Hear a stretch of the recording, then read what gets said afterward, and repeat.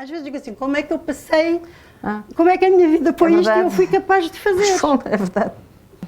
Era um sofrimento muito grande das mulheres na clandestinidade e quando tinham os filhos. As mulheres e dos homens, mas também as mulheres. Nós falamos porque somos mulheres, neste caso somos mulheres. Exatamente, era.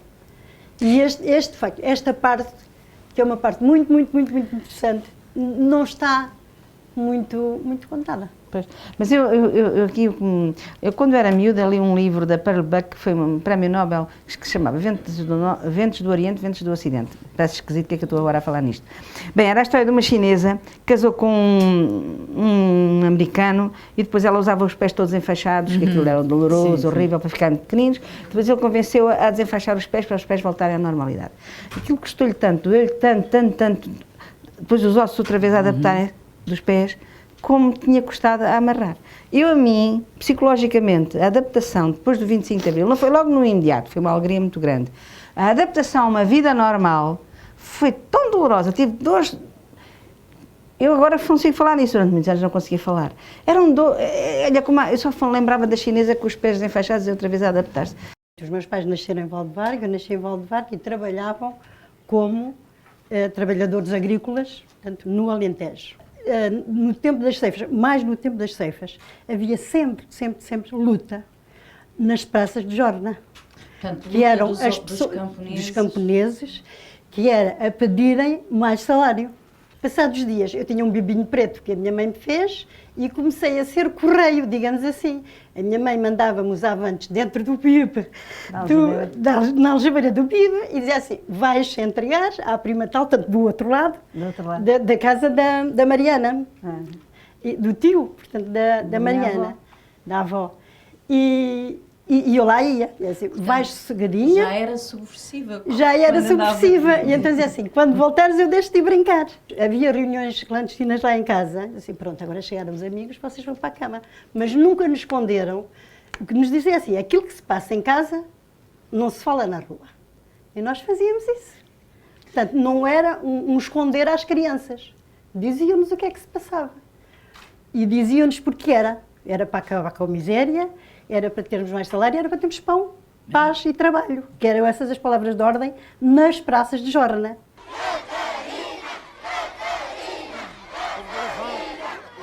Pois em 1954 foi quando mataram Catarina e Eufémia, portanto em Baleizão, aquela gente juntou-se toda, houve outra vez prisões e depois os meus pais vieram, portanto emigraram para Lisboa, mas sempre ligados ao partido.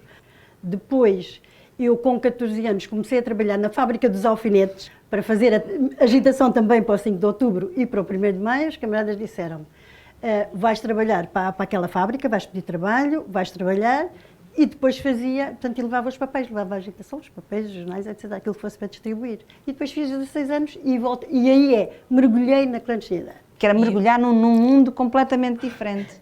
Era cortar com tudo. Cortar com os amigos, cortar com a família. Não havia nem sequer fazer um telefonema, nem... Pronto, nós vivíamos num país tão pequeno e parece que estávamos, sei lá, na China ou na Lua, porque nós não tínhamos contacto nenhum com a família e isso era das coisas mais dolorosas. O meu sonho durante muito tempo era conseguir viver 3 anos no mesmo sítio. Uma criança de 7 anos, passar a usar um nome falso e representar uma identidade falsa, é duro, é difícil. E depois mudava de terra, tinha outro nome. Era uma tensão. Era uma tensão muito grande para não nos enganarmos. Vivíamos permanentemente em tensão, em alerta. Em alerta. Só na minha casa, dentro daquele microcosmos, dentro daquela campana, é que eu era de facto eu. E houve coisas que eu vivi, avanços enormes que eu tive na minha vida, em comparação com o que se via cá fora, valores, por exemplo, eu só me apercebi disso quando voltei a viver na clandestinidade, mas sentava ao pé dos meus pais em quartos alugados, falando com pessoas. E então, por exemplo, uma das coisas espantosas é que eu percebi-me que os homens tinham má fama. Os homens eram isto, eram aquilo, eram aquilo outro, eram egoístas, eram aquilo. E eu dizia, mas não, eu não conheço estes homens, eu não fui com estes homens que me criei. Desconhecido. Completamente. Então, há valores que eu hoje tenho, que as pessoas espantam com a idade que eu tenho, eu ter certas reações, porque eu nunca fui criada de outra maneira. E outro dia dizia, mas o fascismo eu vivi, mas na minha casa não havia fascismo. Eu nasci na clandestinidade, mas com 2 anos e meio eu comecei a falar muito desembaraçada e disse à vizinha, ao colo da minha mãe, disse à vizinha, vou com a minha mãe às compras e o meu pai ficou em casa a fazer pregos, porque era uma tipografia onde se fazia o camponês e eu de jornais. Portanto, na vossa casa existia uma tipografia do Partido do Comunista. mais rudimentar que a própria prensa do Gutenberg. E então, aqueles caracteres móveis que se punham no computador, etc., eu perguntava e o meu pai dizia que eram pregos. Ao dizer aquilo à vizinha que o meu pai tinha ficado em casa a fazer pregos, tive que, os meus pais com grande desgosto, e horrível desgosto, então tiveram que separar de mim. Eu tive 5 anos lá, então, em Valdevar. O meu pai e a minha mãe passavam por um casal sem filhos, uma vez que eu estava lá embaixo. Então, estavam a trabalhar numa tipografia ali na Lapa, foi na zona chique, não é? E a casa estava mobilada, o hall com assim, boa aparência, e depois lá dentro aquilo era uma pobreza franciscana. E a casa era bastante grande e no salão, na sala maior, é que funcionava a tipografia do Avante.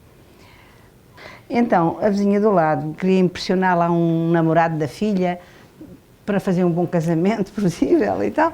E então, veio pedir à minha mãe se podiam, com quem ela falava mais, se a minha mãe não se importava, e o meu pai, deles darem lá um baile de carnaval. A minha mãe não queria, porque a minha mãe era mais receosa, mas o meu pai dizia, vais ver que isto vai dar certo. Temos uma boa desculpa, não temos praticamente móveis, arrumamos ali um canto, tapamos com os cobertores todos da cama, aquilo fica tudo camuflado e dá-se cá o baile.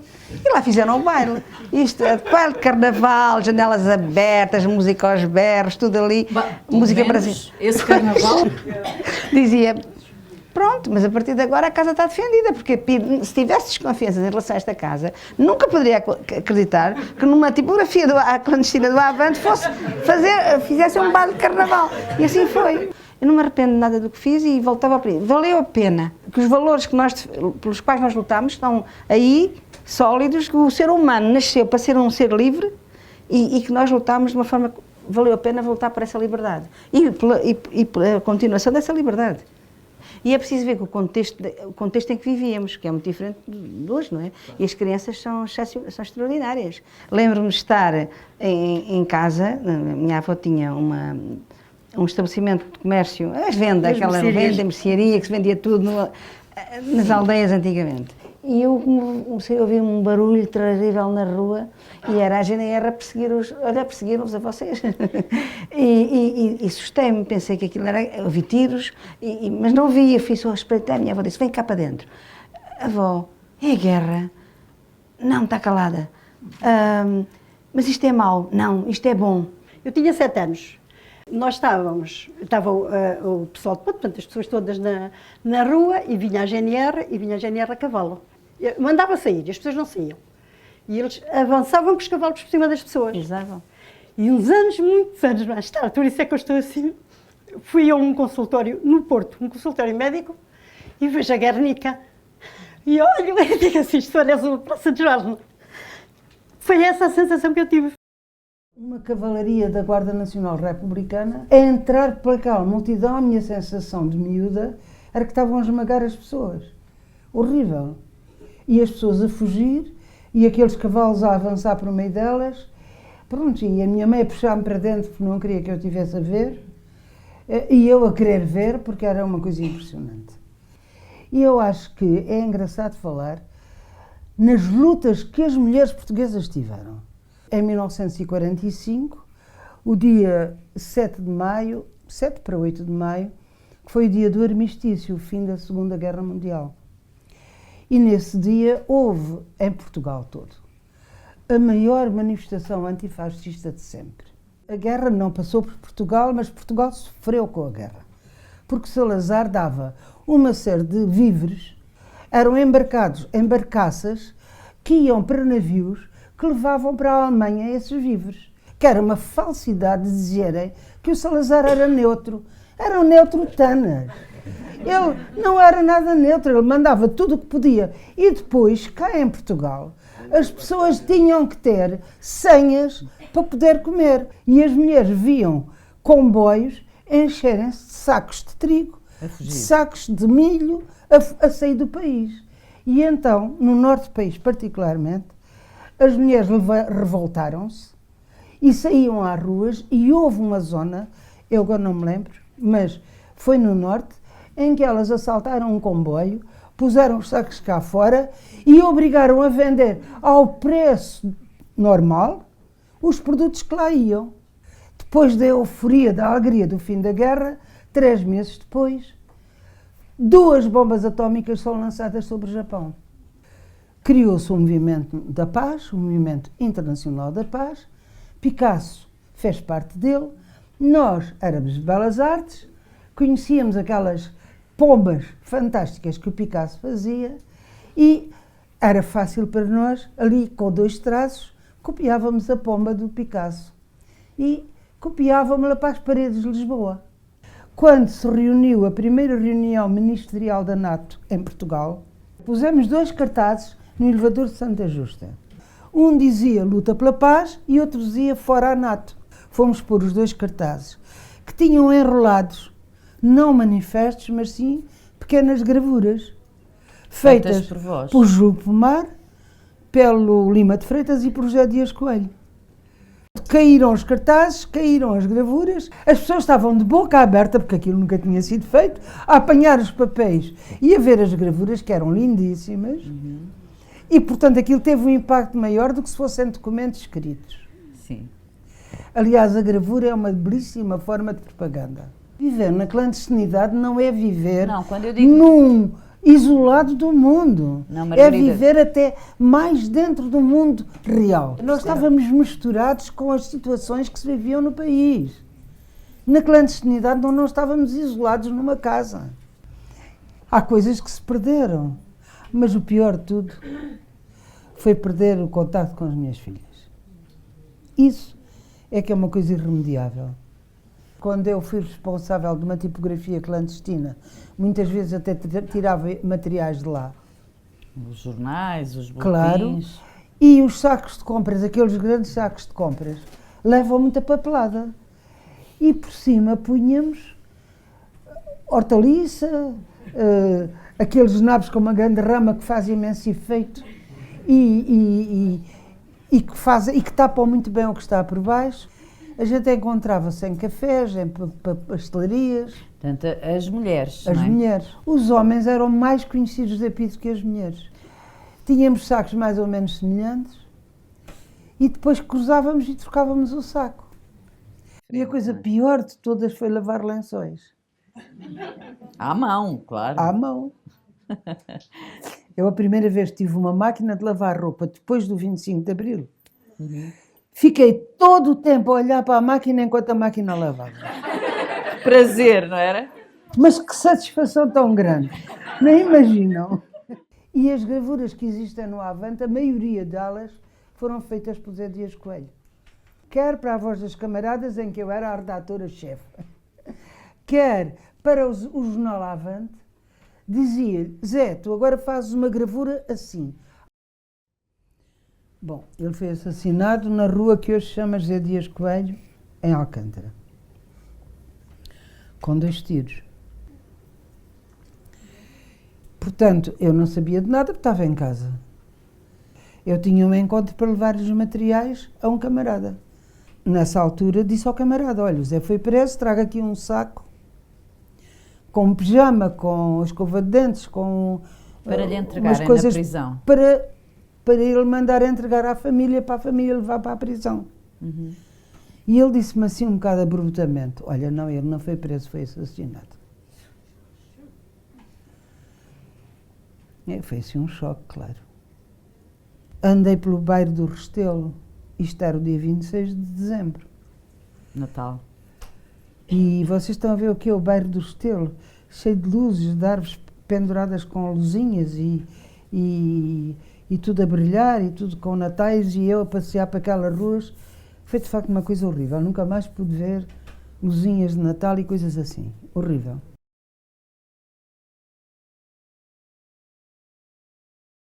Foi complexo, mas foi tão extraordinariamente rico sob o ponto de vista humano, tão extraordinariamente rico sob o ponto de vista humano. Eu nunca teria conhecido pessoas que conheci, funcionários partidos. Olha, a Margarida Tenrinha, por exemplo. Quando fui para o Filipe de Lencastre, que seria o mais terrível baluarte da mocidade portuguesa feminina, às vezes entravam na turma e diziam-nos: vamos para então, há caminhonetas e vamos para uma manifestação. Veio cá o Eisenhower, presidente dos Estados Unidos, ninguém nos dizia quem era, punham-nos umas bandeirinhas na mão e diziam, quando passar um carro com um senhor que tem pouco cabelo e alguma idade, vocês gritam viva, viva, viva, viva.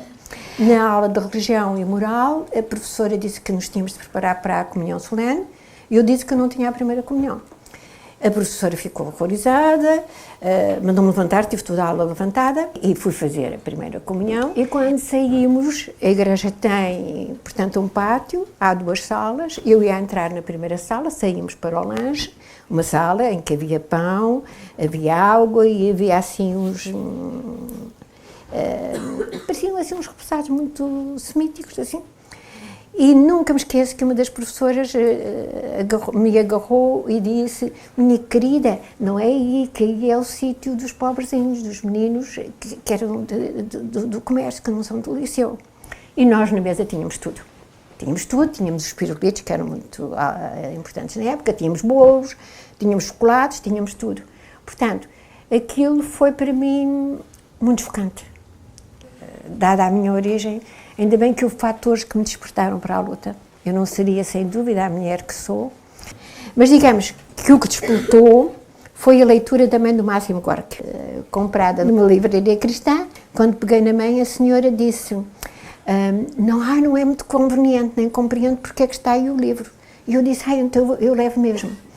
Ela disse que não era como Aguçou a curiosidade. E então, se um rapaz e uma rapariga, eles aqui não dizem rapaz e rapariga, fosse encontrado de mão dada, jovens, mão na mão, a multa era 25 tostões. Muito bem.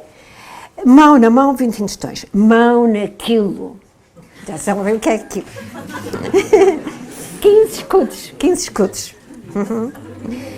Agora, uma coisa que eu não percebo nesta portaria, porque diz mão naquilo, 15 escudos. Aquilo na mão, 30 escudos. Eu acho que é a mesma coisa. Depois havia aquilo naquilo. Aquilo naquilo, 50 escudos. Era muito dinheiro. Isto para... Uhum. Depois, aquilo atrás daquilo, 100 escudos. 100 escudos. Com a língua naquilo, 150 de multa, preso e fotografado. Eu disse: eu não caso branco. Por acaso até já tinha tido relações com o meu marido, porque como os meus pais, um mês antes de nós casarmos, foram para a Espanha, nós aproveitámos.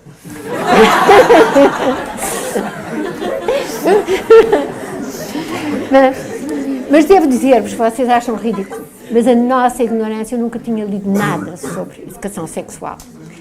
E em pequena, tinha eu 11 anos, uma amiga minha, pequenina, disse: ninguém vai querer casar comigo, andava na escola comigo, ninguém vai querer casar comigo porque eu perdi os 3 vinténs. E porque ela era filha de um senhor que tem uma mercearia, porque o marçano do meu pai deu-me um beijo e meteu a língua dentro. E queres ver, ela era gordinha, queres ver, eu não tenho os 3 vinténs, então fazia assim. E depois, tu faz. E eu, que era um bocadinho para emagrecer, ela disse: eu tenho, são aqui estas bolinhas. Portanto, fica-me satisfeita de ter... Também sabia que os tinha.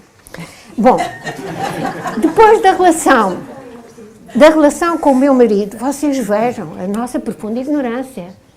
Eu, na manhã a seguir, fiz assim e vi aqui estas coisas que ainda se veem. Eu disse: não correu bem. Qualquer coisa que não é normal, porque eu ainda tenho isto aqui. Isto era grave. O primeiro livro de educação sexual que eu tive foi o meu marido que me pôs nas mãos, namorado, e eu dei à minha mãe, que nunca tinha lido, vejam bem. Nem sabia que havia livros de educação sexual. Já em 69, portanto, fui, sob a orientação do partido, para a casa da Sofia de Melo Breiner, que estava completamente repleta de jovens, de mulheres, como eu, para o lançamento de um movimento democrático de mulheres, mas era a Comissão Democrática de Mulheres para as Eleições. Mas o objetivo era depois nascer o MDM. Uhum. Portanto, nesse ano, foi um ano também eleitoral, já estava constituído o movimento MDM-PCDE para ser candidata pelo Distrito de Santarém. Na véspera, ainda cheguei a fazer uma sessão, mas depois fui presa em minha casa, eu e o meu marido. Acontece que eu tinha tido a minha filha em junho e, portanto, fui presa em outubro. E tive uma gravidez muito complicada. Tive 7 meses na cama porque tinha tendência para aborto. Portanto, quando fui presa, eles enviavam-nos logo ao médico. E é muito interessante que no arquivo o médico escreveu: por hora não se aconselha a privação do sono. Nós fomos presos a 12 de abril e a campanha abria a 18. Fomos libertos quase logo a seguir, porque senão não podia haver a fraude de uma oposição, claro. Na minha segunda prisão foi-me feito algo que normalmente não faziam e que eu não esperava. Portanto, a chefe das guardas mandou-me despir, pronto, mas isso era, elas faziam isso para me revistar, e depois fez uma coisa terrível, que aliás eu nunca contei ao meu marido. Meteu a mão dentro de mim, percebem o que é que eu quero dizer, não é? Aquilo foi muito... pronto. E eu nunca percebi porque é que ela não tinha feito isso. E eu nem sabia que se podia fazer isso, nem sabia que se podia guardar documentos dentro da nossa vagina. E eu disse: o que é isto? E ela disse: nunca se sabe o que é que se tem dentro. Eu nunca contei ao meu marido. De facto, tive muito sofrimento. E perder o meu marido há 30 anos foi um grande sofrimento. Mas nós tínhamos um objetivo, que era a queda do fascismo. Pronto.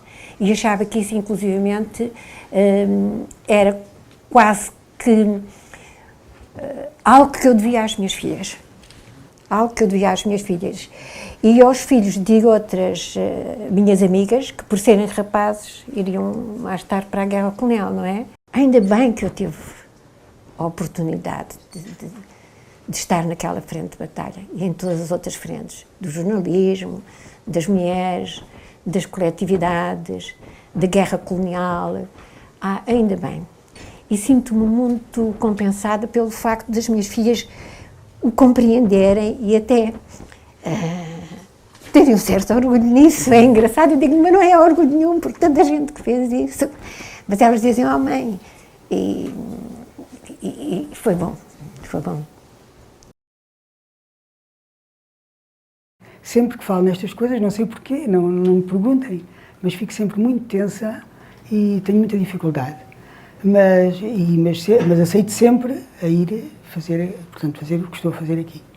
Porque acho que temos que transmitir às novas gerações aquilo que se passou, para não esquecer, e, portanto, estar atentos, porque um dia podia, para que tudo isto não volte para trás.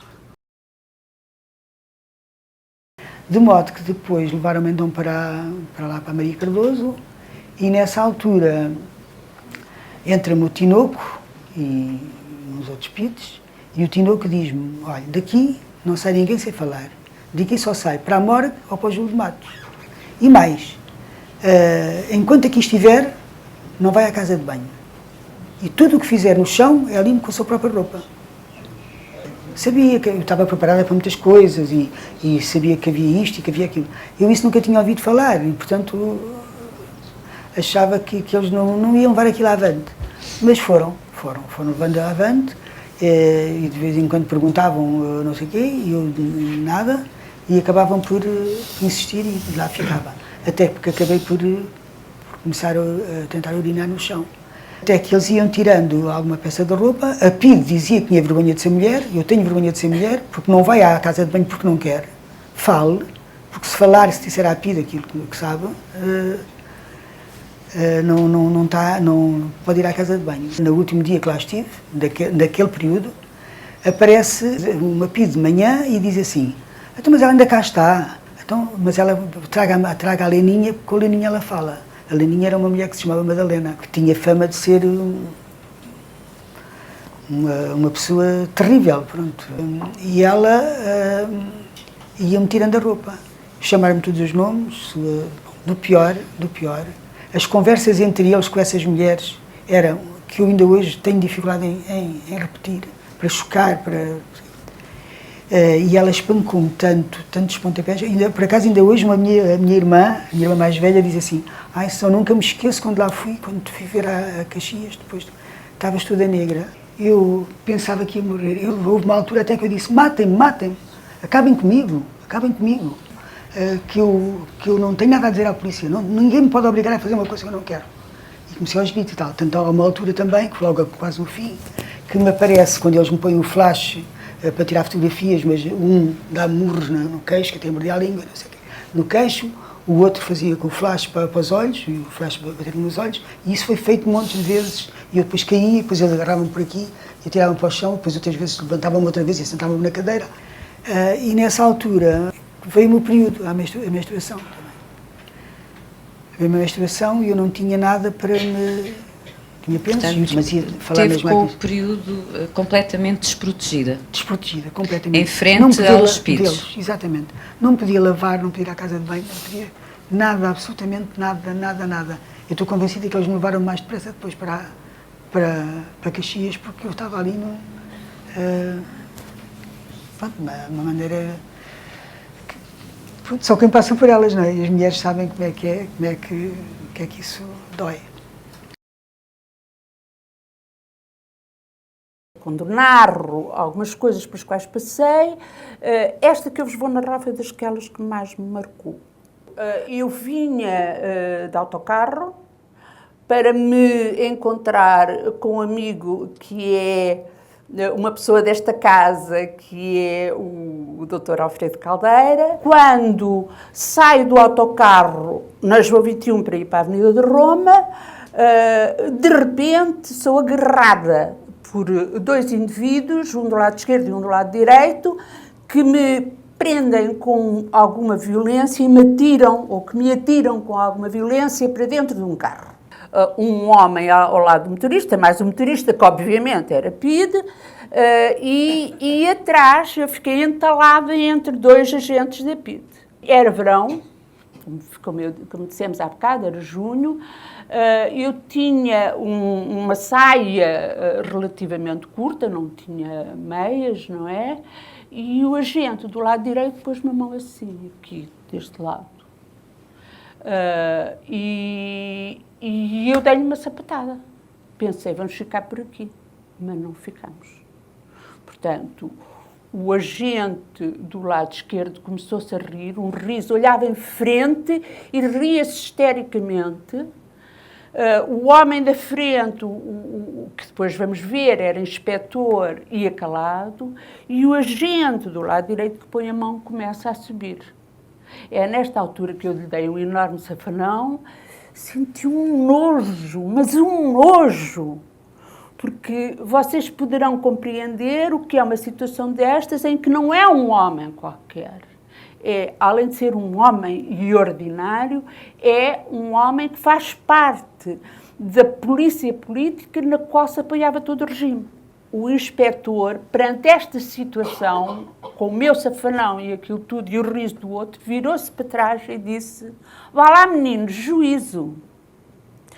Como se esta cena não tivesse sido toda premeditada com o inspetor para me poderem desmoralizar antes do interrogatório.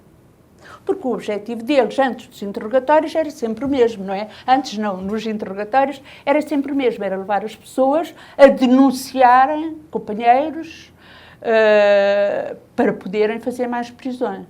Aquilo que me dominava neste percurso, que eu percebi rapidamente que era em direção à sede da PIDE, o que me dominava era a vontade de chegar rapidamente para sair do meio daqueles dois.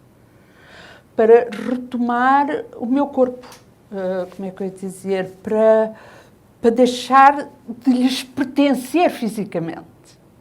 Por aqueles momentos, uma das memórias que me veio foi a Conceição Matos. Para mim, a Conceição estava presente como uma mulher vítima. Depois do primeiro interrogatório na polícia, levam-me numa carrinha para a prisão de Caxias e a chegada à prisão, aquele corredor, nós estivemos lá recentemente e eu ainda sinto um arrepio naquele corredor das mulheres, mas o primeiro impacto de prisão, não é da polícia, mas de prisão, foi aquele momento em que se entra para dentro de uma cela e há uma guarda que a pessoa entrou e a guarda puxa a porta, fecha vocês ouvem aquele ruído da chave de ferro que dá uma volta. A partir daquele momento, estamos... O que eu tive? Estou eu, mais eu e o meu pensamento aqui dentro, porque não há mais nada. Uma porta de ferro, uma minúscula cela com uma grade de um lado e do outro a porta de ferro e um beliche pequeno de um dos lados. Eu não estava com ninguém, eu não podia ir a um recreio estar com as companheiras que estavam presas, nunca, durante estes meses todos, eu fui ao recreio. Portanto, eu estava naquela cela. Durante 6 meses eu estive naquelas 4 paredes, sem poder receber um livro, nunca em 6 meses, um caderno, um lápis, um papel. E tinha uma visita semanal de 10 minutos, um quarto de hora, semanal, só com a minha mãe, o meu pai e a minha irmã, que não era permitido mais ninguém, nem amigos, nem outros parentes mais afastados, não era permitido. E na presença, essa visita era com vidro, e na presença, um vidro de alto a baixo, num parlatório pequeno, assim, curto, tudo, 1 metro por 1,5 metro, e na presença de uma guarda do meu lado, uma guarda da cadeia, e de 2 agentes da PIDE do lado dos familiares, portanto, que assistiam à conversa toda. Quando perceberam que, nem tirando-me tudo e mais alguma coisa, me vergavam, porque eu, entretanto, iam-me levando regularmente para o interrogatório em Lisboa, não é? Vinha de Caxias para Lisboa e interrogavam. E eu mantinha a mesma posição. Perante isso, decidiram tentar ainda alguma coisa diferente, que foi pôr-me para trás, tirar-me a vista, porque pensavam, esta está consolada com a vista, pô-me-la para trás. E puseram-me numa cela, para trás, com uma barreira de terra. Não sei se vocês estão a imaginar, a cela teria uma dimensão pouco maior do que deste estrado, pouco maior. Mas agora imaginem o que é a grade agora passar a ser não voltada para a rua, mas voltada, a grade, para uma barreira de terra que está a esta distância, menor que daqui às mesas, por onde passa regularmente um homem da Guarda Nacional Republicana em vigia. Como isto não resultou, mais uma vez não resultou, levaram para interrogatório e não quebrava psicologicamente, decidiram ainda tentar outra coisa, que foi então, passaram ainda voltada para trás, mas para uma cela igual a esta cela, mas onde estavam mais 2 companheiras, uma sala deste tamanho, uma das quais tinha uma criança com 1 ano e meio com ela.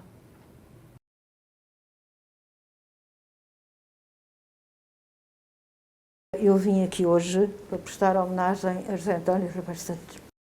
E eu vi o José António Ribeiro Santos pôr-se em cima de uma cadeira e no hall da Faculdade de Direito a apelar aos estudantes que se mobilizassem contra a guerra. Foi a primeira vez que eu ouvi falar sobre a guerra colonial abertamente. No dia 12 de outubro, no anfiteatro de Económicas, a PIDE entrou e um deles disparou sobre o José António Ribeiro Santos e matou assim à queima-roupa.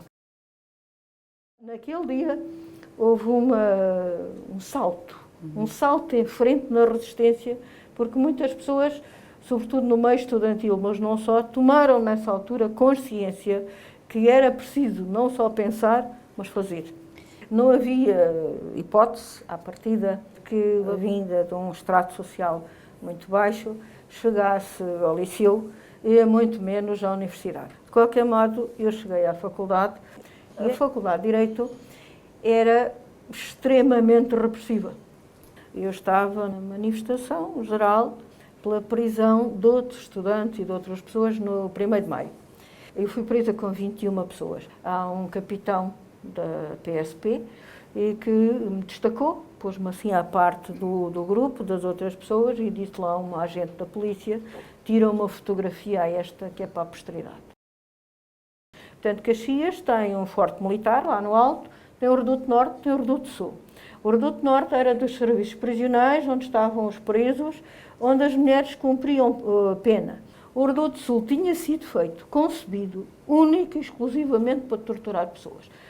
A tortura obedecia a planos diferentes conforme as pessoas que estavam aqui iam ser torturadas. Era um regime ditatorial, mas que estava estruturado em classes. E, como tal, eu era filha de um cantoneiro, portanto, não receavam de modo algum alguém da minha família. E a Maria Custódia Chibante escarraram-lhe para cima. E a mim também.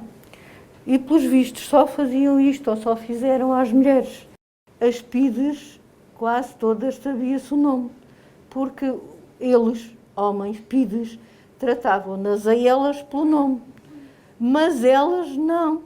Elas falavam o senhor inspetor, o senhor agente, o senhor chefe, e havia, digamos, que eles ficavam resguardados. Depois do 25 de Abril, eu não fui chamada para fazer este relato que estou a fazer aqui, nem para identificar os PIDES e para participar no julgamento dos PIDES, que eu sempre quis que fosse feito. Nunca apareciam os relatos das torturas das mulheres. Nunca apareciam os relatos dos jovens. E também não aparecia a extrema-esquerda. Esta esquerda foi apagada, as mulheres foram apagadas. Isto foi um branqueamento sucessivo, além de que os PIDES, a maior parte não foi julgada, e os que foram julgados por pertencerem à organização e não por aquilo que tinham feito. Até para eles voltarem a ser gente, eles tinham que ser responsabilizados criminalmente por aquilo que fizeram. Eu fiz este livro, mas este livro eu não escrevi nada. Eu relatei. O PIDE intelectual que me calhou, que é o Oscar Cardoso, foi agraciado em 1992 com uma pensão vitalícia pelos altos e meritórios serviços prestados à pátria, num despacho assinado por o doutor ou professor, eu não sei, Cavaco Silva. A Aurora sentiu que tinha eu que senti fazer que era esse demais relato. e que isto tudo já era demais. E que tinha que se dizer que as pessoas comuns foram barbaramente torturadas e foram ainda mais torturadas aqueles que não tinham uma rede social de apoio, aquelas pessoas que eles arrebanhavam nos campos e que torturavam e de que ninguém sabe o nome. Eu também fiz este livro para dizer que essas pessoas existem. E a primeira luta pela liberdade é perguntar porquê que as coisas são assim. Porquê que não são de outra maneira? Porquê que não temos o direito de interrogar? E isso nós não tínhamos. A maior parte das crianças tem curiosidade e gosta de saber porquê. E quando as respostas que lhe dão são respostas de porque não ou porque sim, a pessoa sente necessidade de perguntar outra vez e perguntar mais. E quando começa a haver muitas coisas injustas, e em pequena, talvez porque eu não tinha jeito nenhum para desporto, não tinha jeito nenhum para aquelas coisas que as outras pessoas sabem fazer, jogar à bola, não sei o quê, não tinha jeito, portanto tinha que ler e observar, porque era o que eu sabia fazer, não sabia fazer outras coisas. E observava as pessoas à minha volta. E observava, por exemplo, a forma como alguns brancos falavam em frente dos negros, como se eles lá não estivessem, como se eles não fossem pessoas. E eu lembro-me de um dos nossos criados, que era uma pessoa gentilíssima, tinha sempre um sorriso muito alegre, que um dia chegou à nossa casa, completamente todo ele chorava, soluçava, tremia, e mostrou as mãos, e as mãos não eram mãos, eram bolas de carne. E o meu pai fez uma coisa muito estranha, pegou-lhe nas mãos e eu ouvi-o dizer desculpa. E eu acho que ele pediu desculpa em nome da raça a que eu pertenço, em nome da raça branca, que faz isto aos outros. E isso marca uma pessoa para sempre. Uma pessoa aí diz, eu não sei de que é que eu tenho culpa, quando nasci, quando era pequena, o catolicismo explicava-nos que temos o pecado original, e deve ter sido a única vez em que eu percebi o que era o pecado original. O pecado original é saber que porque tenho esta cor estou do lado do opressor. E estou do lado de pessoas que acham que podem bater noutras, que podem torturá-las porque são brancas. E isso eu acho que tu perguntas porquê. Perguntas porquê que estás numa escola branca e os outros meninos estão numa escola negra. Porquê que tu brincas depois da escola e eles vão trabalhar nos nossos quintais a capinar. E começas a perguntar porquê a muita coisa. E depois chegas a Portugal E percebes que também há meninos ricos e meninos pobres. Então, aí mais uma vez perguntas porquê? Porquê que há uns que têm tudo, porquê que há outros que não têm nada? É a tal pergunta que a pessoa vai fazendo. E não sabe que esta pergunta é política. Portanto, fazíamos cartazes, fazíamos manifestações, íamos para as manifestações, fazíamos boletins, foi assim, foi a primeira vez que eu entrei numa tipografia, foi para levar o boletim de medicina a falar dos estudantes presos. Quer dizer, fazíamos cartazes, punhamos os cartazes, enchíamos a faculdade de cartazes, fazíamos greves em apoio aos estudantes presos, portanto, de protesto por haver estudantes presos. Depois eu, entretanto, tornei-me jornalista, o que foi um bocadinho complicado ao princípio, porque fui convidada para uma revista para trabalhar e o diretor achou que as mulheres não podiam ser jornalistas, porque, como todos sabemos, não é? As mulheres não têm cérebro, são desdotadas dessa coisa chamada cérebro e, portanto, não podem ser jornalistas. O máximo que eu podia ser era tradutora. Mas depois de lá estar há algum tempo mudou o diretor, felizmente, e o outro admitiu que ele talvez tivesse um bocadinho de cérebro pequenino, mas que ainda dava para escrever uns artigos. E eu entendi que era mesmo bom era fazer um artigo extremamente objetivo sobre a luta de libertação em Angola e a guerra colonial em Angola. E fiz aquilo que deve ter sido o artigo mais objetivo que eu fiz em toda a minha vida. Aquilo era de um cuidado extremo. O que é que faz o Exército Português, o que é que faz o MPLA, o que é que faz a UNITA, o que é que faz a FNLA, tudo aquilo, não sei o que é que se passou, não sei o que, tudo. Pronto, foi tudo cortado pela censura. Mas esse era dos temas mais difíceis. Era dos temas mais difíceis para o começava regime, logo, não é? porque de acordo com o regime não havia guerra. Eu já conhecia muita gente que tinha estado presa e as pessoas tinham-me explicado como é que se resiste ao isolamento. Quer dizer, por exemplo, olha para o teu copo de dentes e descreve-o totalmente. Jornalistas. Nós primeiro ficávamos isolados, sozinhos, muito tempo numa cela. Depois passávamos para regime normal, já com outras presas, muitas vezes já em cumprimento de pena elas. Eu estava em cumprimento de penas com 2 mulheres e nos divertimos que nem umas malucas. Ríamos tanto que as guardas iam dizer que era proibido rir na cadeia. E nós dizíamos, o que é que faz? Prende-nos? Quer dizer, o que é que quer? E eu lembro-me que recebi a nota de culpa, olhei para aquilo e disse 20 a 24 anos, se eu for condenada a isto, suicido-me já. Porque eu não tenciono viver o resto da minha vida na cadeia. E ela olhou para mim e disse-me com um ar seríssimo, um comunista nunca se suicida.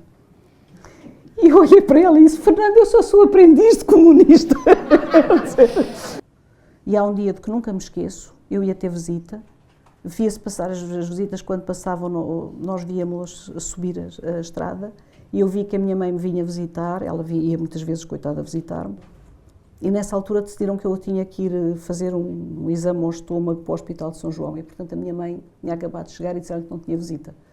E eu imagino o susto que ela apanhou, porque deve ter pensado que me estava a acontecer qualquer coisa má, quer dizer, e eu não o podia avisar. E de facto foi assim dos dias em que eu tive vontade de partir a cadeia toda. Quer dizer, são aqueles dias em que eu sei que não se pode dizer isto alto porque cai muito mal nas pessoas, mas é o dia em que eu percebo porque é que há pessoas que são terroristas.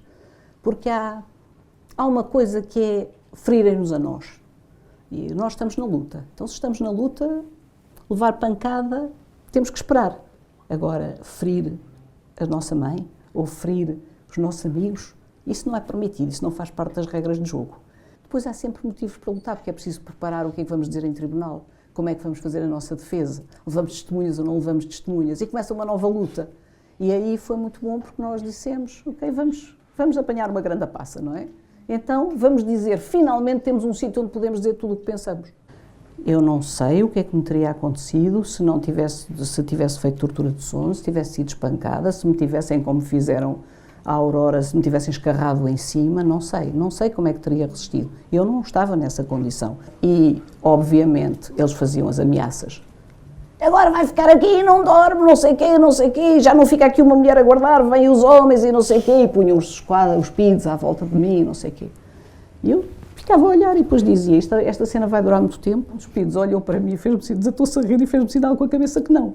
E podia estar outra vez a fazer a cena do PID bom e do PID mau, mas há que arriscar. Pronto, e na verdade eu passava. E a única coisa que houve assim mais violenta foi um dia que o Tinoco se passou completamente, o senhor inspetor Tinoco, que era a pessoa que estava a dirigir as coisas, e me atirou com uma máquina de escrever à cabeça. Mas pronto, eu baixei-me, a máquina passou, caiu no chão, e eu disse, o senhor está a destruir o património nacional, não deve fazer isso, penso que é crime, quer dizer, a partir daí ganhei. Sentiu que ganhou. A partir daí senti 1-0, Diana 1, PID 0. Eu tinha a noção clara, mas é uma noção de classe. Eu não convém não enganar. Se eu fosse pobrezinha ou se eu fosse negra, tinha levado uma carga de porrada daquelas, ou analfabeta, tinha levado uma carga de porrada, deixava logo ter sentido de humor e graça. Para mim o mais triste é que o sonho que nós fizemos para Angola não se está a cumprir como nós gostaríamos. A frase que os velhos angolanos mais dizem é: não foi isto que nós combinamos. E o que me custa de vez em quando é ver como as pessoas aqui não percebem o que é ser livre, não percebem a importância de votar, não percebem a importância de tomar posições, não percebem a importância de ser dirigente, de estar nos sindicatos, nas comissões de trabalhadores, nas lutas, não percebem a importância de lutar. Temos que nos lembrar que devemos o podermos estar aqui a conversar hoje, porque houve umas pessoas que tiveram a coragem de, quando não era permitido fazer isso, dizer: não podemos aceitar isto. A Diana estava presa no mesmo corredor do que eu. A Diana é mais jovem do que eu, era uma rapariga inexperiente de medicina, porque ela era de medicina, e eu já era toda lá mais para a frente. E quando fomos presas,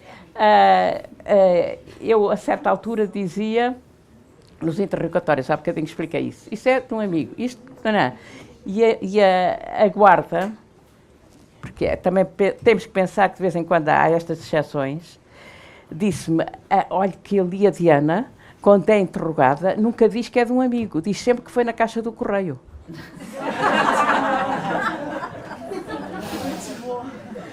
Eu não era batizada e, portanto, na primeira aula de moral fui sinalizada como não batizada. Eu tinha imensos colegas que eram pessoas, filhos de comunistas, já tinham estado presos, neto de um anarquista, diretor do jornal A Greve, sobrinho do homem que matou o Sidónio Pais. Gente, é um ambiente mesmo assim, ainda ainda os conheço e são ótimos, mas ou uma tia, ou uma avó, ou uma madrinha tinham-nos ido batizar. O padre, que tinha 10 anos, disse-me: a menina é comunista. Como é que um homem daquela idade se vira para uma criança de 10 anos e diz que a criança que é comunista? Naturalmente era, mas era ou estava para ser. Estava para ser, com certeza. Quando foi morto o Ribeiro Santos, como ele era filho de um médico, eu nessa altura já estava na Ordem dos Médicos, na direção da Ordem, pensámos: é uma boa forma de informarmos as pessoas através da Ordem. E escrevemos um documento, um comunicado, a dizer: foi morto um estudante, filho do colega tal, foi morto pela PIDE na Faculdade de Económicas. Descrevíamos. A PIDE assaltou a Ordem dos Médicos e era eu quem tinha escrito o comunicado. Evidentemente com a aprovação da direção, mas era eu que o tinha escrito. Isso estava dentro de uma gaveta e, portanto, eles identificaram imediatamente a letra e foram-me prender à porta da minha casa. Eu estava com a minha filha ao colo. Que idade tinha a sua meses. filha? Tinha 8 meses. A minha filha, e eu ia a sair para ir para o trabalho, entreguei a filha ao pai e lá fui com eles, presa. A história da solitária é muito dura. É muito dura, porque tiram o relógio, não há livros, não há papéis, não há canetas e também não havia paisagem exterior, porque havia um muro. Há pessoas que aguentam isto muito bem. E a Isabel? Eu aguentei muito mal. Esteve muito tempo sujeita a interrogatório? Muitas horas de interrogatório. Há coisas que, eventualmente, para algumas mulheres seriam humilhantes. Para mim não eram, estava completamente indiferente perante aquelas criaturas. Coisas que lhe diziam. Despir a pessoa, por exemplo. Despiram-na?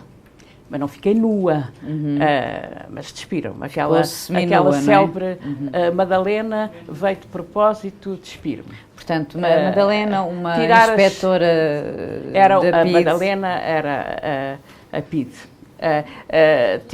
Tirar as cuecas a ver se eu estava menstruada. Nós vivíamos numa sociedade em que as questões da honra das mulheres estavam muito ligadas ao corpo. Claro. Estavam e estão. Eu confesso que quando estava lá na solitária, pensava: olha, se agora me levassem para um interrogatóriozinho, porque Porque eu via pessoas e além disso tinha aquela energia que se tem aos 20 e tal anos, não é? De gostar de confrontar. Eu acho que em Portugal, cada vez que houve um grande movimento de massas em que se pensava que o regime ia cair, que em seguida as pessoas pensavam, bom, não há outra solução, não é por eleições, isto não é possível de outra maneira senão pela força. Nas eleições de 69 houve um grande movimento, sobretudo em Lisboa. E foi um grande movimento. A CDS foi um grande movimento com uma base eleitoral, as pessoas elegiam os delegados, fantástico. E quando se chegou a outubro às eleições, pensava-se mesmo que alguma coisa ia suceder. Havia o Marcelo Caetano. Claro que durante o período do Marcelo Caetano a repressão foi tão violenta, e basta ler os relatos. Sim. Basta ler os relatos das últimas prisões e dos últimos presos para saber que foi tão violenta. Contrariamente ao que muitas vezes se pensa, é não é? Isso, convém dizer. A tortura foi mais suave, que os métodos da PIDE abrandaram. Não foram. Eu conto o caso da Luísa Sá Filho de Cabral, que não estava exatamente organizada connosco, mas que tinha uma ligação connosco, que foi presa por causa disso. E que, depois do primeiro interrogatório, ela foi para a cela, em Caxias, e disseram, ai, coitadinha, agora deve estar um bocado nervosa, é melhor tomar um comprimidinho para dormir. E assim foi, deram-lhe um comprimidinho para dormir, e 2 horas depois, à meia da noite, levantaram-na para interrogatório e para tortura do sono na PIDE. É claro que passaram-se as eleições, e mais uma vez, a burla eleitoral, e aí partimos nós para a organização de uma organização armada com mulheres. Muitas mulheres. Muitas mulheres. Mulheres jovens, não é? Mulheres muito jovens. E realmente aí é um facto novo. Porque as mulheres estiveram muito envolvidas nas lutas em Portugal e na clandestinidade, mas eram muito... estavam na sombra. Foi Carlos Antunes que fabricou numa banheira a primeira bomba. Com o nitrato, que era aquilo que se faz nas vinhas, para abrir os buracos para as vinhas, portanto explodem no chão, e alumínio. De uma forma muito rudimentar. E, portanto, essa grande bomba, porque teve que ser um volume muito grande, é que foi depois transportada por ele e pelo Artílio, por filho do Artílio, para a base da Fonte da Telha, da NATO, e que explodiu dentro da base. Foram, essencialmente, alvos militares. Alvos militares destinados à guerra colonial.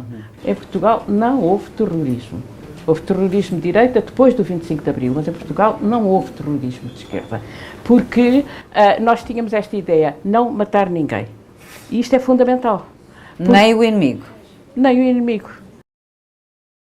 O manusear o explosivo nunca me deu medo nenhum.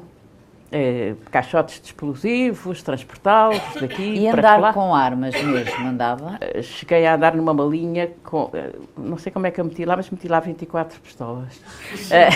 Era muito determinada, sentia que aquilo ia mudar o país, que isso ia acontecer e que havia um projeto.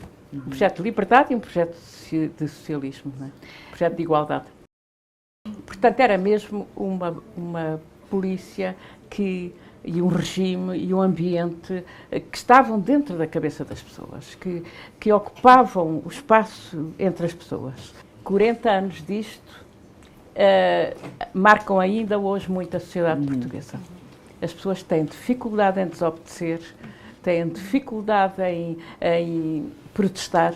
Eu acho que ainda hoje marca muito as pessoas.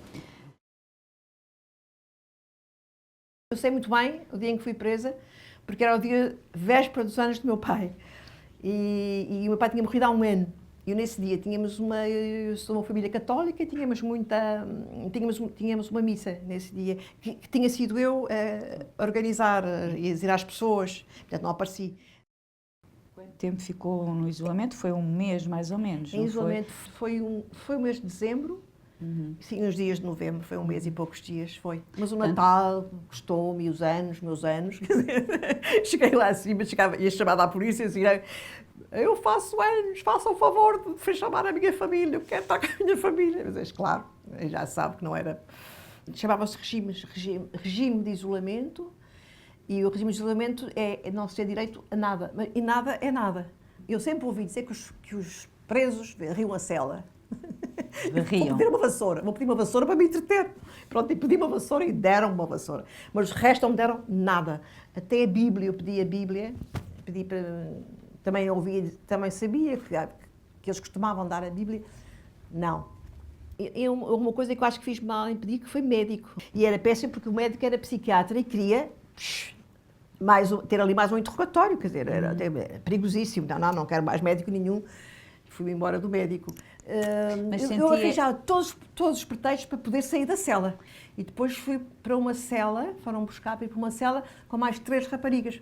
Tão engraçado que elas eram minhas conhecidas, uma de outros movimentos. Pode ter acontecido a Pete tê-la colocado com essas mulheres para ver se trocavam informações entre vocês. Eu hoje em dia tenho a certeza disso. Isso, não é? Sim, quase a certeza disso, sim. Eu já tinha feito parte de muitas outras ações diferentes e coisas contra o regime diferentes, não é?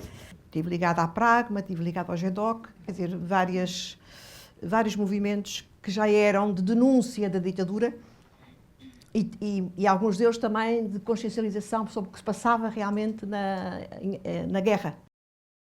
O boletim era concebido por outro grupo, estanque, do qual eu não conhecia. Para a gente, um dia que fosse presa, não poder denunciar ou ser mais fácil não falar de outras pessoas. Não é? Chega a Caxias e o que é que acontece? Chega a Caxias e fui logo para os interrogatórios. E foi um interrogatório muito comprido, que nunca mais acabava. Havia uma história fictícia, disse e repetia com eles, foram buscar o cacetete, olha quem vai dançar aqui à minha frente, diante com este cacetete. É aquela coisa que também há nos filmes, que vem o agente bom, depois vem o agente mau, vem esse senhor tem uma carreira tão bonita, se disser tudo. Amanhã está a dar aulas muito bem na sua escola. Pronto, vinha o outro, berrava, gritava. Pronto, e pronto, tive 4 dias e 4 noites de tortura, assim. Pronto, não, era janeiro, portanto era imenso frio, na cela estava um gelo, era muito frio, havia assim um raio de sol que passava numa das grades todas as manhãs, mas ali na tortura resolveram punham o aquecimento ao máximo, que é uma maneira de a gente ter alucinações mais rapidamente, e eu realmente tive um bocado de alucinação. Mas como é que fazia para tentar manter a sanidade mental? Não sei, tentava manter, não sei se consegui completamente. Estava muito convicta do que tinha feito. E estava muito em paz comigo nesse aspecto. Mas com pouca paz em muitos outros aspectos, que a gente fica muito... Aqueles interrogatórios, que a gente não pode verificar nada, só tinha falado com os polícias nos interrogatórios, depois estava na cela sozinha. Não pode falar com os outros do grupo, não pode falar com a família, não pode falar com ninguém, porque não sabe o que aconteceu às outras pessoas, não sabe nada. E eles, por cima, diziam, olha que está cá tudo. Estão cá todos, certo? Todos os presos, quer dizer, a tortura demora 4 dias e 4 noites, a minha. E ao fim daquilo tudo, sempre a fazer interrogatórios, e depois há aquele jogo do polícia bom, do polícia mau, que a gente fica, não é? A gente chega ao fim e não sabe, tem imensas dúvidas do que disse, não é? Isso é um grande tormento, que se prejudicou alguém, se disse uma coisa que a gente tem dúvidas de muito, começa a ter dúvidas de tudo, começa a ficar meia maluca, realmente. Há aquela coisa, as pessoas fazem a cerimónia em me perguntar porque acham que eu não gosto de falar nisso, não é? É uma coisa... E gera-se um certo equívoco às vezes, e eu tenho muito gosto em partilhar isto porque é muito importante que se saiba, e hoje em dia está longe, não é? E é fundamental as pessoas saberem o que é uma prisão política, não é? Eu sou de uma família antifascista. E não é só porque eram de oposição ao regime, é porque lutavam de facto contra o regime. A casa dos meus pais foi ponto de apoio, concretamente ponto de apoio, a partir de 1958, que é quando eu tomo contacto com o partido, embora só tenha ingressado no partido formalmente em 61. Portanto, quando o meu marido foi preso... Seu marido, José Bernardino. Ele era o funcionário do partido responsável pelo setor estudantil durante a crise de 1962. Portanto, nós namorávamos, eu era da direção da Associação de Estudantes do Instituto Superior Técnico, tínhamos encontros de trabalho partidário E ele foi preso e nessa altura, portanto, para poder de facto poder acompanhar, pedi os meus pais, que foram sempre... Esteve casada com ele enquanto ele esteve preso quantos anos? 6 anos. O seu casamento foi aqui? Foi. Pronto, o meu casamento foi no Aljube, lá embaixo, onde era o parlatório. A fotografia de casamento é em frente da Sé, com os pais e com os padrinhos e com os irmãos. Portanto, não houve visita em comum, portanto, não foi só aquele tempo da cerimónia. Houve uma festa familiar em casa do meu avô, com a família toda. E depois, à noite, houve uma grande iniciativa... A família toda, quer dizer, menos o noivo. Exato. Deixe-me só dizer, porque à noite houve um grande convívio num restaurante do Parque Meyer com 400 pessoas, estudantes e outros amigos, muita gente, umas centenas largas, perto de 400 pessoas, que naturalmente vigiado pela PIDE, foi uma forma também de mostrar a solidariedade que foi sempre permanente com todos os presos políticos, desde o golpe de 28 de maio, com os primeiros presos dos anos 30, até 1974, portanto, a solidariedade foi uma constante. É uma brochura que tem o meu marido, que foi uma campanha para a libertação dele, das Juntas Patrióticas de Estudantes, que diz 24 de março e que tem o símbolo do Dia de Estudante de 1962, que foi uma data, de facto, foi um período que marcou muito a juventude daquela época, porque a simples proibição do Dia do Estudante, que se vinha realizando já há alguns anos, levou a que, e sobretudo a repressão que caiu sobre os estudantes na tarde de 24 de março de 1962, foi para a maioria, para milhares de estudantes, tomaram pela primeira vez consciência do caráter repressivo do fascismo. Depois da prisão do Zé, eu deixei o setor estudantil e passei para a questão da luta pela amnistia e de solidariedade com os presos políticos. A casa dos meus pais, de facto, era o ponto de encontro quando regressávamos de Peniche, das visitas. Pronto. E a ida para Peniche era bastante penosa, quando se ia de caminhonete. Eram 4 horas para lá e 4 horas para cá, para se ter 2 horas de visita. Às vezes não se tinha as 2 horas e às vezes não se tinha visita. Portanto, estive presa uma semana só e, nitidamente, o objetivo era conhecer-me, para ver se libertavam de imediato o meu marido ou não. E, de facto, ele teve mais 1 ano e 4 ou 5 meses, pelo facto de eles terem visto que eu o podia acompanhar na vida clandestina e, portanto, não o libertaram, porque ele já estava em medidas de segurança, já estava num processo que podia ser libertado. Havia uma grande campanha nacional e internacional para a libertação dele e esse facto, de facto, levou a que ele tivesse ficado mais tempo. O que é que lhe perguntavam nos interrogatórios? A pergunta era se é do Partido Comunista, que eu disse que não era. Pronto. E, portanto, não fizeram mais pergunta nenhuma, perguntaram se eu tinha pseudónimo, não disse nada. Pronto. E, portanto, estive ali naqueles dias com as PIDES a rodarem moedas no vidro ou na janela, tive alucinações. A tortura do sono era das coisas mais violentas que se podiam fazer, porque ao fim do 3º dia as pessoas tinham alucinações. Portanto, viam coisas, ouviam coisas que não existiam e os PIDES exploravam esses aspectos para ver se faziam vergar o preso. O objetivo da polícia era fazer vergar os presos, confirmando coisas que eles sabiam, acrescentando outras coisas e, portanto, era necessário, de facto, ter sempre um sangue frio, uma consciência de que estávamos ali não só a defendermos a nós próprios, porque aquele que não falasse estava sempre mais defendido, mas também estávamos a defender os outros que connosco lutavam. Havia uma edição que se chamava Se Fores Preso, Camarada, que era uma explicação de como a polícia atuava e também alertava exatamente para o que ia sucedendo à medida que os dias iam passando, porque a tortura do sono era mais científica, digamos assim, do que a estátua, porque a estátua era muito violenta do ponto de vista físico. A outra também tinha efeitos físicos, mas a estátua, por exemplo, inchavam os pés, as pessoas ficavam inchadas e doridas, e, portanto, a estátua era estar em pé dias consecutivos. A PIDE tinha uma escola científica que ia colher também experiências a outras polícias, à polícia italiana de Mussolini, aos nazis e mais tarde à CIA. Portanto, esta formação de todos estes estruturadores no plano mundial, a PIDE foi beber experiências para depois adaptar aqui em Portugal. Eu sabia que, portanto, que não falava, que não podia falar. Se falasse, seria um drama para toda a vida, como sucedeu infelizmente a muitos camaradas meus que foram presos, teria o casamento acabado e, portanto, eu posso dizer até que colegas meus que foram presos anteriormente, que não se aguentaram, e quando chegavam à faculdade eu tinha vergonha por eles. Aliás, é curioso, quando eu fui libertada, a primeira coisa que a minha mãe fez antes de me abraçar era perguntar-me como tinha portado. Desculpem.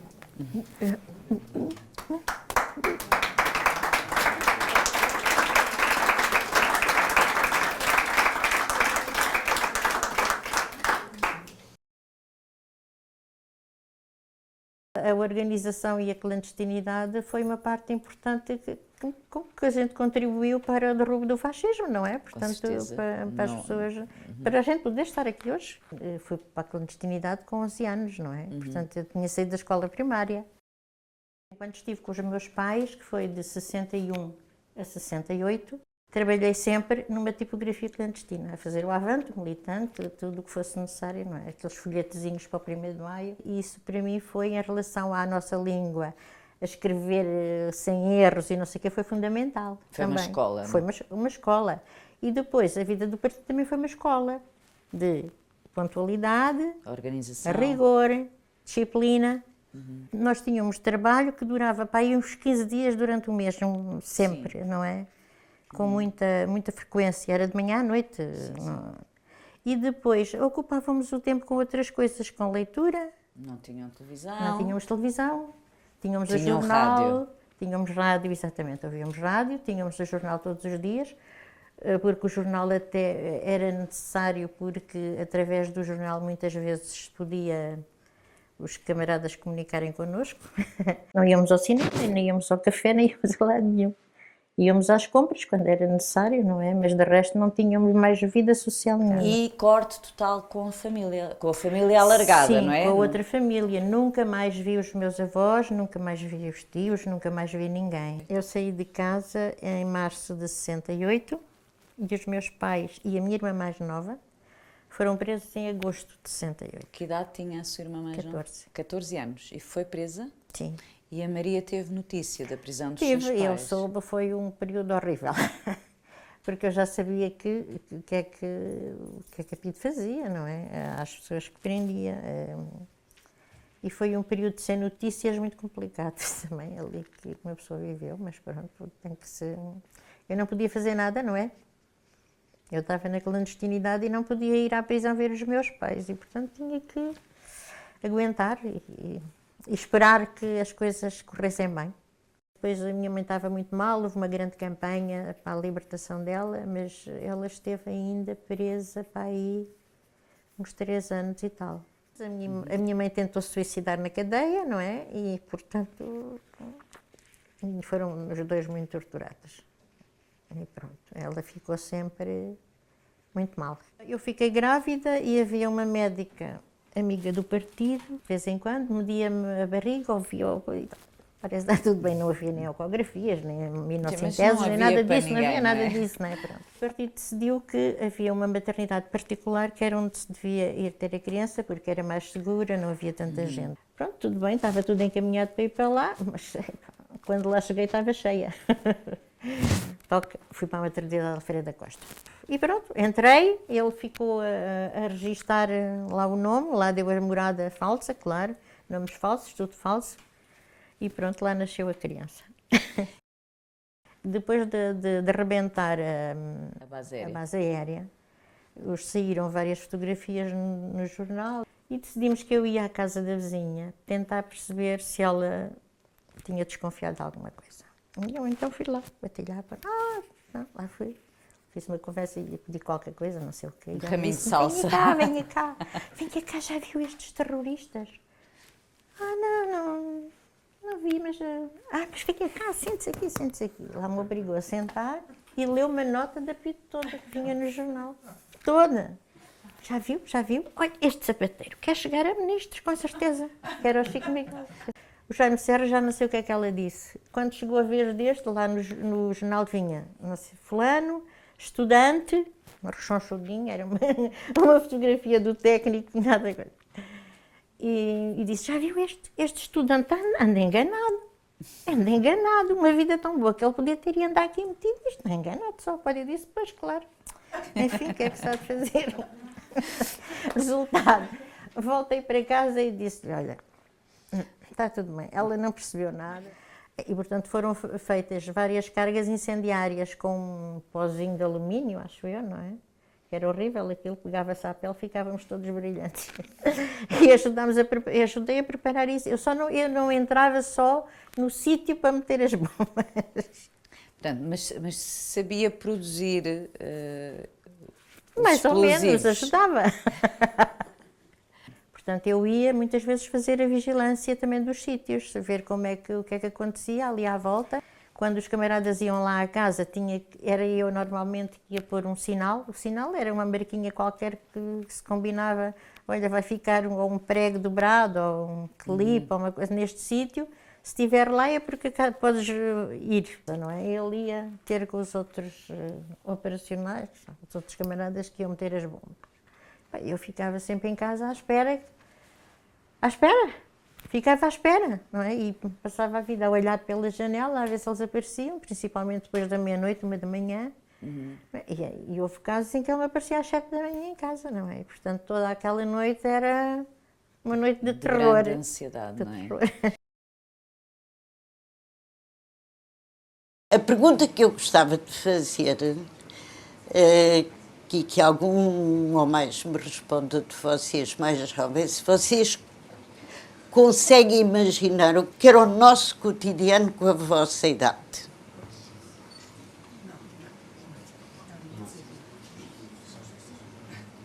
Em que é que vocês não acham que seria diferente? Nós levantávamos de manhã, tomávamos o pequeno almoço, se calhar vocês não tomam e deviam tomar. Nós saíamos à porta e tínhamos que olhar, perceber se estávamos a ser seguidos ou não. Isso é qualquer coisa que está hoje fora dos nossos horizontes e dos vossos nunca esteve e bem. Mesmo para quem não tinha muita atividade política, um jovem, quer dizer, arriscava-se a ser interceptado pela polícia normal se estava a beijar a namorada. Isto é inimaginável. Portanto, não era preciso ter uma grande consciência, mas isto era suficiente para se perceber que não era uma sociedade saudável, não era um regime político europeu. Eram as ditaduras de Portugal, de Espanha, da Grécia, que felizmente foram mais ou menos todas pela borda fora na mesma altura. Em 1958, com 12 anos, foi a eleição de Delgado. Foi a eleição de Delgado e esse é um ano decisivo, muito importante para o país, mas no seu percurso pessoal também muito importante. No meu percurso foi a primeira vez que eu tive ação, porque a minha mãe distribuía propaganda do Humberto Delgado e eu distribuía propaganda com ela em Sintra. Criou-se uma expectativa naquele ano de que alguma coisa poderia mudar. Obviamente, de mito, era uma grande esperança que o general Humberto Delgado tivesse ganho as eleições e tivesse, de facto, demitido o ditador, que era o Salazar. Onde estava quando foi presa? Num quarto alugado. Já, isso tinha a ver com as normas conspirativas, pois não era, é? mas não deu grande resultado. E bateram-lhe à porta, a PIDE? Sim. às 4 da manhã. E depois entraram, revolveram a casa? Entraram, escangalharam os pacotes que tinham estado a ser cuidadosamente preparados para distribuir no dia seguinte. De imprensa clandestina? Verdade, isso mesmo. Portanto, que pena. Tinham assim o dedo e, como o papel era muito fininho, parecia um repuxo de jornais. Mas não encontraram só a imprensa clandestina? Pois não. De facto, já havia alguma ligação com colegas que tinham ido fazer o serviço militar e que tinham a oportunidade já de trazer algum material. Há o livro aí da Isabel do Carmo, da luta armada. Era qualquer coisa que se discutia. Isto, de facto, não vai lá só com papéis. Portanto, era a discussão entre enverdar pela luta armada ou não? E havia algum material que estava connosco. Algum material era o quê? Por exemplo, plástico. Para fazer... Com detonadores, podiam fazer algumas explosões. Essa questão colocou-se-lhe, ou seja, estaria na altura na disposição de enverdar, participar em ações de luta armada? Sim, sim. E participou? Chegou a participar? Nós não chegamos a... Fizemos só uma experiência, mas não era uma ação, uma experiência. E que experiência foi essa? Podemos saber? Correu bem, pelo menos? Quer dizer, fez um grande estrondo e como fizemos isso em Sintra, depois os meus pais diziam, ontem à noite houve um estrondo. Ai, sim.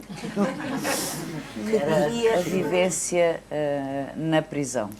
Isso, a vivência na prisão é de facto algo que nós tínhamos muito bem preparado.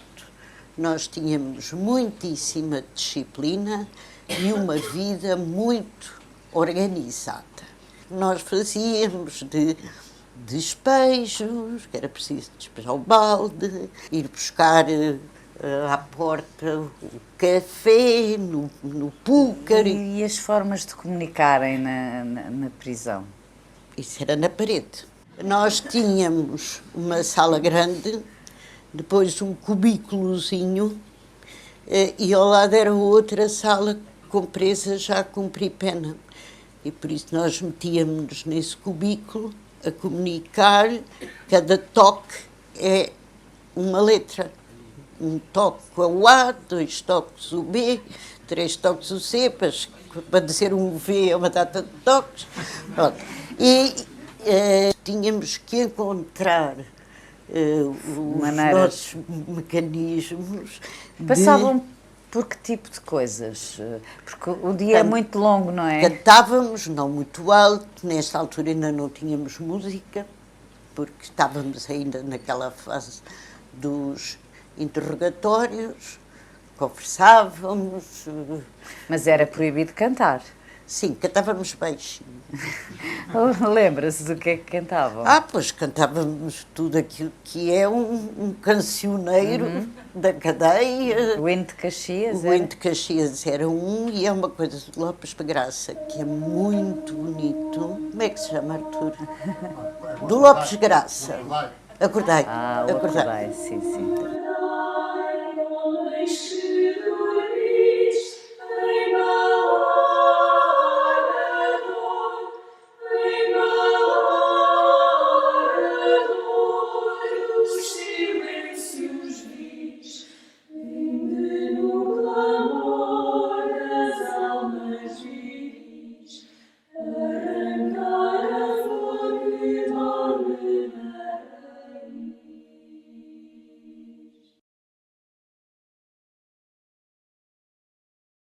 A minha mãe começou a guardar porcos quando tinha 7 anos. Nunca soube ler nem escrever. O meu pai sabia ler um pouquito. Depois foi para a tropa, aprendeu a fazer o nome. Eu nasci numa casa de 32 metros quadrados. 32 metros quadrados. Era eu, o meu pai e a minha mãe, porque a minha mãe teve 4 gravidezes, mas nunca foi acompanhada. Os meus 3 irmãos nasciam já mortos, não é? Só eu sobrevivi. A minha casa não tinha chão de cimento, tinha chão de terra e eram 2 casas, a cozinha e o quarto. Depois fui para a escola, fiz a 4ª classe com 11 anos.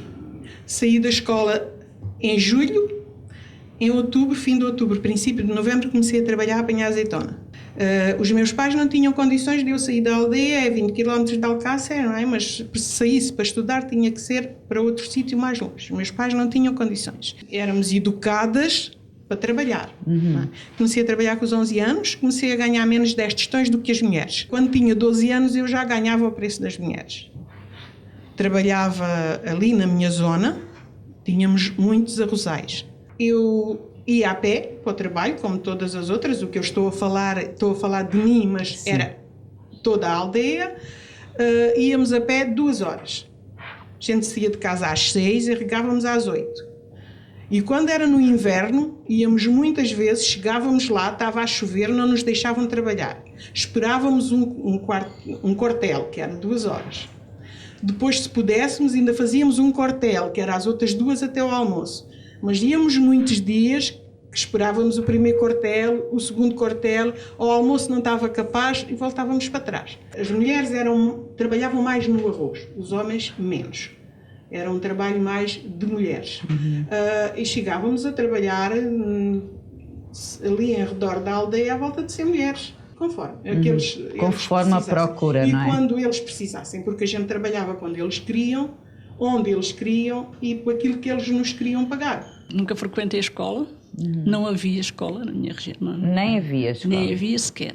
Era em Montemoro Novo, a escola mais próxima, não havia filhos de trabalhadores que pudessem frequentar aquela escola. Nunca participei assim nessas coisas, mas de pequenino o meu pai é que sabia ler, era a única pessoa ali naqueles arredores que sabia ler. As mulheres naquela fase só ganhávamos metade dos homens. Eu comecei a trabalhar com 14 anos no campo, depois eu comecei a ser militante do partido com 15 anos. Havia uma unidade muito grande de lutar contra determinado tipo de vida que a gente tinha. Participávamos ou mesmo com os homens nas lutas, porque se andávamos a ceifar, éramos homens e mulheres.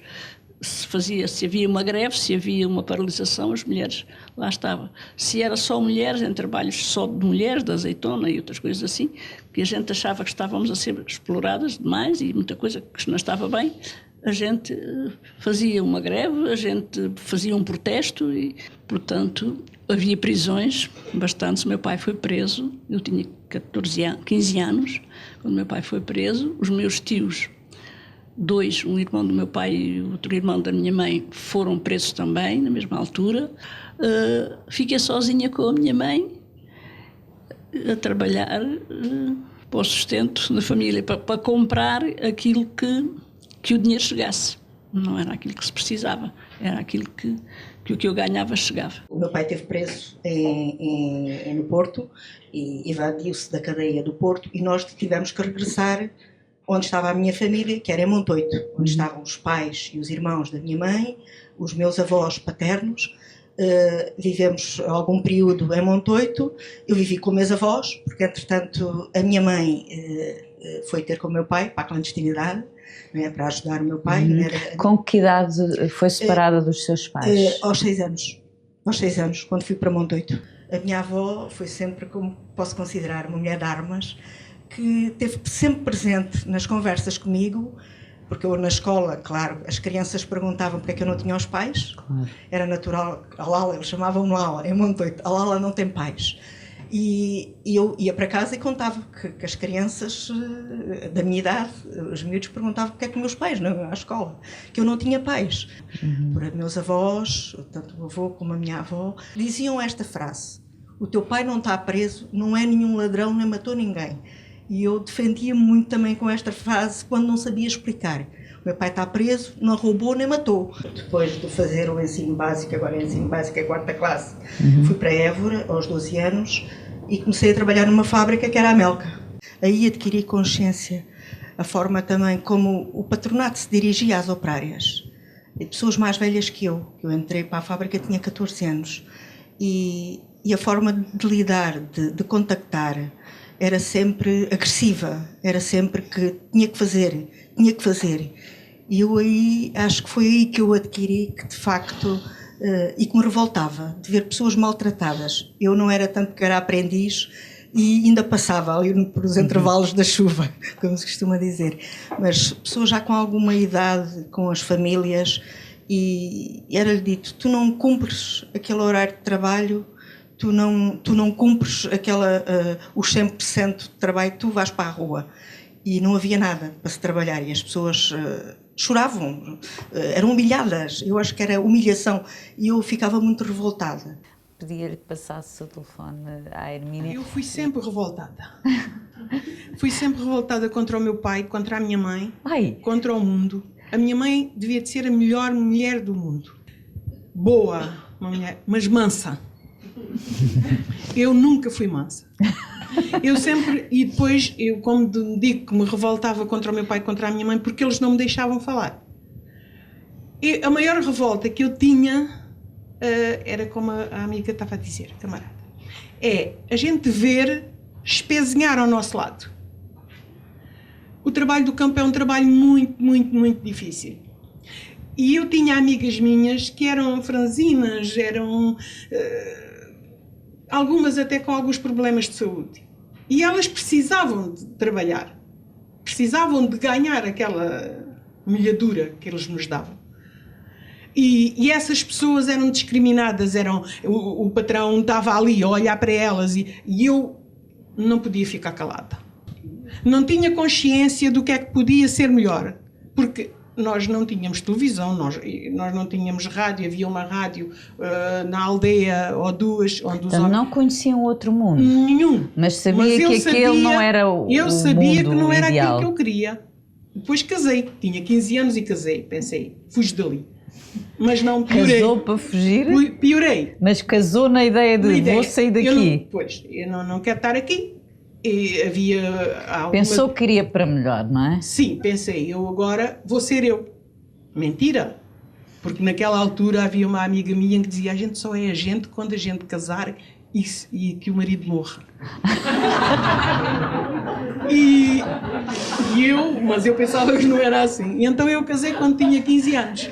Foi a pior emenda que o soneto, né? Porque eu deixei de ter o meu pai e a minha mãe, comecei a ter o pai, a mãe, a sogra, o sogro e o marido. Eu tive uma filha quando eu tinha 16 anos. E o marido foi para a tropa. Também dava jeito de casar naquela altura porque os homens não iam à guerra. Diziam. Ele por acaso não foi. Não foi. Eu trabalhava 7 dias por semana, porque a gente de verão trabalhava 7 dias por semana no arroz. Sábado, domingo, segunda, terça e quarta e quinta e todos os dias de roda. E eu chegava ao fim da semana, ele levava para a viagem para ir para a tropa e para viver lá na tropa. E eu comprava o leite para a minha filha. E os meus sogros davam-me comer, por isso eu tinha que me calar. Totalmente dependente de tudo. E depois a gente andamos ali amordaçadas, revoltadas, mulheres sofridas, mulheres infelizes. Das coisas para mim mais violenta que mais me entristeceu foi eu separar-me do meu filho aos 3 anitos, ele ter ido para a família, para os avós, porque na clandestinidade, uma criança daquela idade, não era fácil. Entre prisão e clandestinidade foram 22 anos.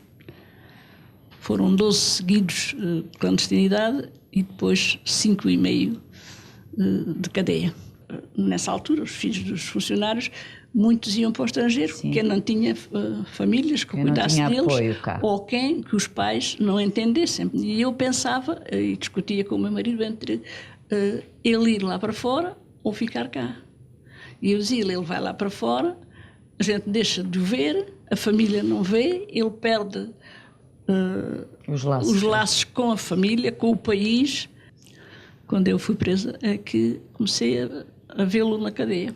Mas claro que era vê-lo do outro lado lá do parlatório, não é? Quando eu saí da cadeia, estava ele a entregar os papéis para a tropa. Depois foi para a França para fugir à tropa.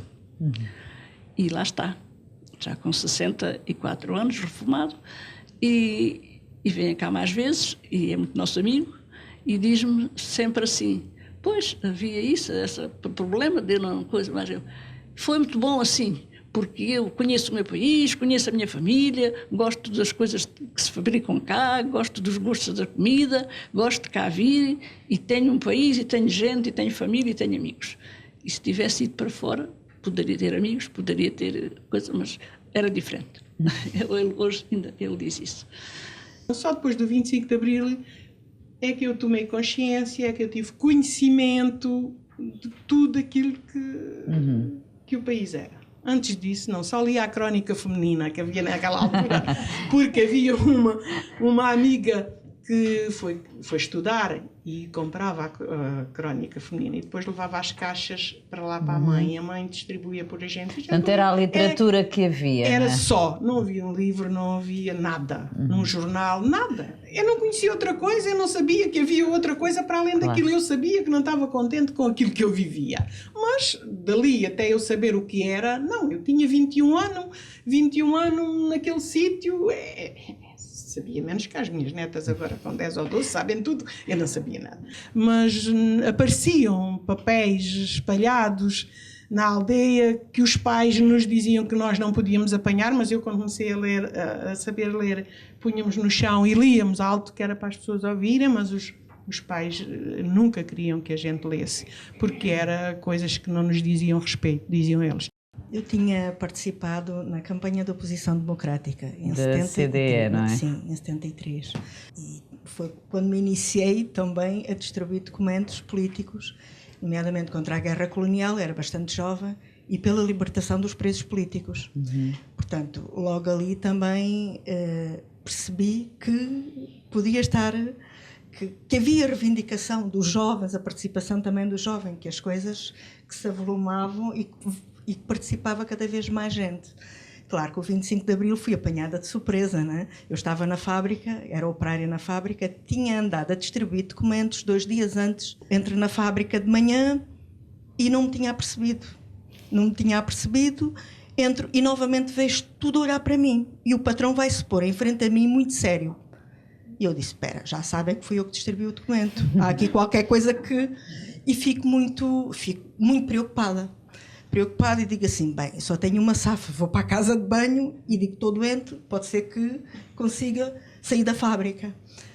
Disse lá à encarregada que estava-me a sentir mal e tal, e que ia à casa de banho, mas que voltei e disse que continuava com dores de barriga, inventei assim um bocadinho a história, porque vi que havia qualquer coisa, as pessoas falavam baixinho, não me diziam o que era. Muita gente já sabia de se ter dado o golpe de Estado, mas eu não sabia. Saio e vou a uma papelaria para perceber o ambiente, o que é que tinha acontecido. Uma papelaria muito próximo da fábrica, na Rua da Lagoa, em Évora. E aí foi quando me apercebi que tinha havido, de facto, o golpe de Estado. A minha casa ainda era um bocadinho distante, vou a correr, dizer à minha mãe, pronto, e encontrei-me na Praça do Giraldo, e foi aí que encontrei, que encheu rapidamente a Praça do Giraldo, que não foi nesse dia que o meu pai foi libertado, no dia 25, foi só dia 27, eu estava lá e foi ali o grande encontro com o meu pai, foi ali que a gente se abraçou e que... Foi esse o seu 25 de Abril? Foi um grande 25 de Abril, sonhado já há longos anos. Quem não viveu, quem não conhece, até pensa que não foi assim. Foi pior ainda do que eu estou aqui a dizer, porque há coisas que a gente até quer esquecer. Amanhã, os filhos dos nossos filhos, os filhos dos nossos netos, podem estar no mesmo sítio. E com outra agravante, é que a gente sofria pouco, porque nós não conhecíamos mais que aquilo. Hoje, os hipermercados estão cheios de oferta. Os pais não têm para comprar. A luta vai ser diferente.